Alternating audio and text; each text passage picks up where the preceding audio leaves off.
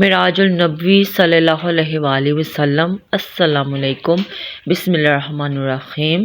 شب معراج اسلام کی تاریخ میں ایک اہم واقعہ ہے۔ اس پر ایمان لانا لازمی قرار دیا گیا ہے۔ امام جعفر صادق علیہ السلام نے فرمایا، جو معراج کے واقعہ پر یقین نہیں رکھتا وہ ہم میں سے نہیں ہے۔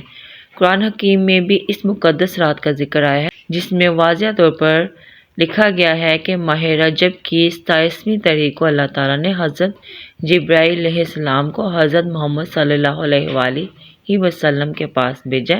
انہیں ساتوں آسمانوں کی سیر کے لیے اور قرآن حکیم میں اس بابرکت سفر کو معراج کا نام دیا گیا۔ 27 رجب کی رات حضرت جبرائیل علیہ السلام حضرت محمد صلی اللہ علیہ وآلہ وسلم کے گھر حاضر ہوئے۔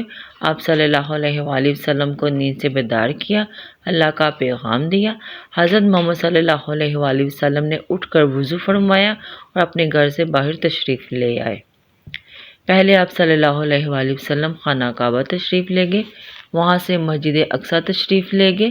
مسجد اقصیٰ سے آپ صلی اللہ علیہ وآلہ وسلم نے ساتوں آسمانوں کی طرف سفر شروع کیا۔ جب آپ صلی اللہ علیہ وآلہ وسلم سدرۃ المنتہیٰ پہنچے تو حضرت جبرائیل علیہ السلام نے عرض کیا کہ آپ کا اور میرا ساتھ یہاں تک کا ہی تھا، اس سے آگے جانے پر میں جل جاؤں گا۔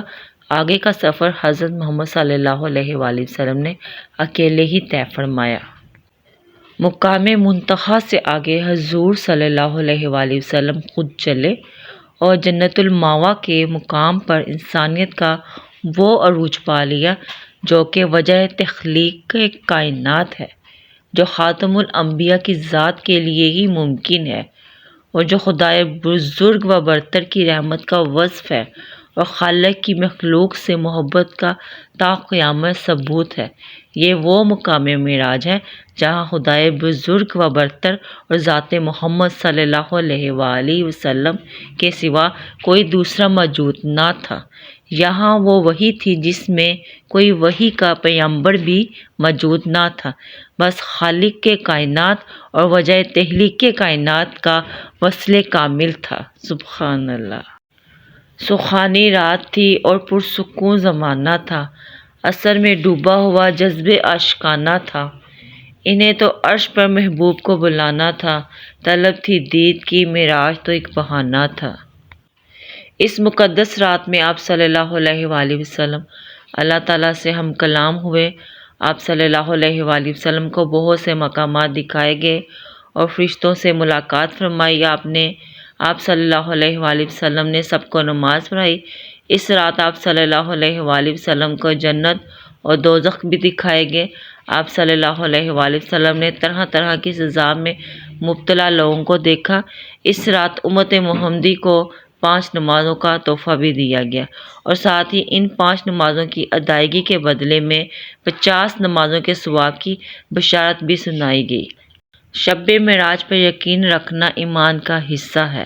27 کی بابرکت رات میں آپ صلی اللہ علیہ وآلہ وسلم نے بہت عبادت کی، سارا دن روزے میں رہے۔ اس رات کی عبادت کو بہت زیادہ درجہ دیا گیا۔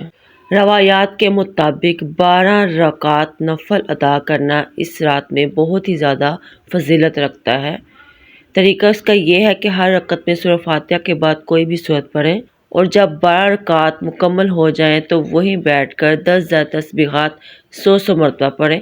سبحان اللہ والحمد للہ ولا الہ الا اللہ واللہ اکبر 100 بار، استغفر اللہ 100 بار، درود شریف 100 مرتبہ پڑھیں۔